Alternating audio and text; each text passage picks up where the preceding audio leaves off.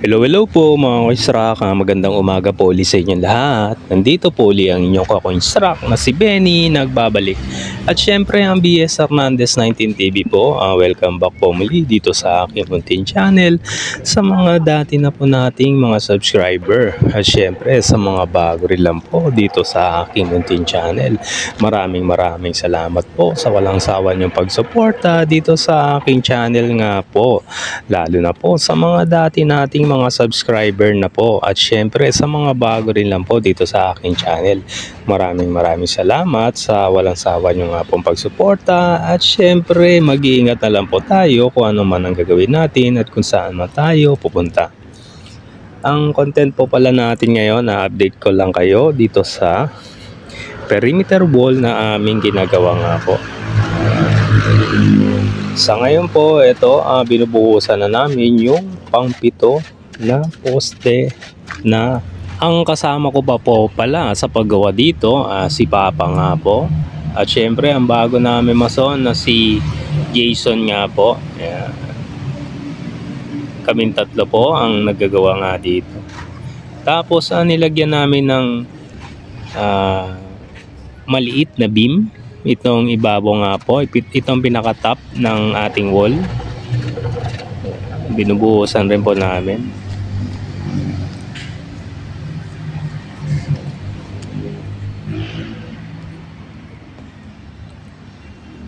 Ayan.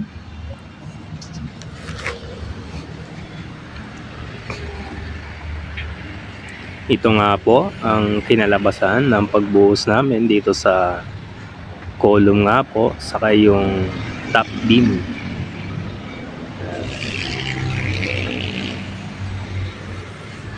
Hindi naman po kakapalan itong top beam na aming inilagay. Siguro nasa mga 4 inches rin po ang kapal nito.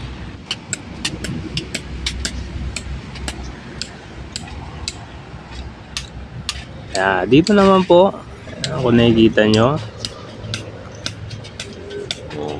nagtitibag itong mga kasama ko nga po, si Kuya Mario, si Jello, si Papa, si Jason.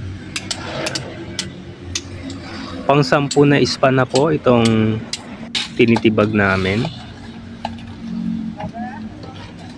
Dito naman po, maraming salamat sa maintenance sa KB High Katarungan Village Homeowners Association, sa mga maintenance po sa tumulong sa paggawa namin dito sa perimeter wall nga po.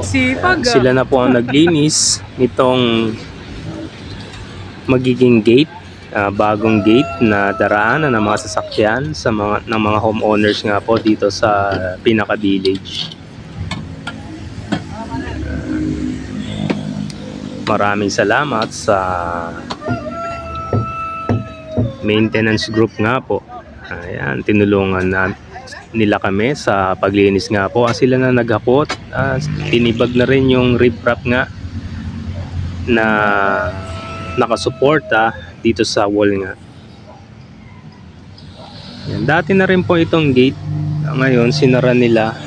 Siguro hindi na nagamit ng mga nakaraan. Tapos syempre sa katagalan ng panahon, dumadami na po yung tao. Kaya medyo nahihirapan doon sa pinaka main gate nga po. Nagbubuhol-buhol ng traffic pag rush hour na. Kaya ito nga po, binuksan na uli yung dating gate para gamitin nga. Paano yun? Sir. Papatagin. Sintadaan yan sir eh. Kasi nabasag yata yan dati. Nabasag. Si engineer nga po, nag-site visit dito sa aming ginagawang project nga po. Siya po ang tumutulong dito sa project na aming ginagawa nga po. Maraming salamat engineer sa pagbisita dito sa amin at syempre sa pagbibigay na rin po ng mga impormasyon sa paggawa namin dito sa perimeter wall nga po. Thank you po. Ito mga ka-instruct, yung mga nagawa na namin. Unti-unti lang, matatapos rin po. Pag okay na po yung ilagay na namin yung dalawang poste dito sa gate, yung pagkakabitan nga po ng gate, pwede na po siguro kami mag-umpisa mag-plastering dito sa labas. Ayan. Bago po pala matapos itong ating video, shoutout po pala kay Dustin James Sanchez. Yan ang aking pamangkin, nagpapa-shoutout po. Maraming salamat sa panonood mo sa aking video. Manood na lang palagi. Maraming salamat. Dito naman po yung bagong location na perimeter wall nga na aming gagawin. Ayan. Meron po ditong halos mga 6 o 7 span po kami nagagawin.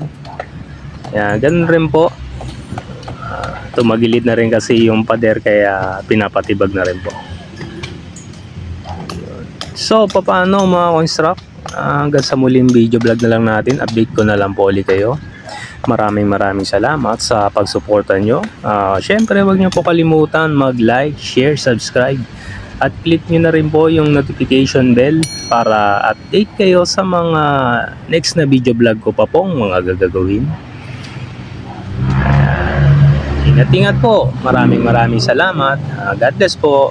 Bye-bye.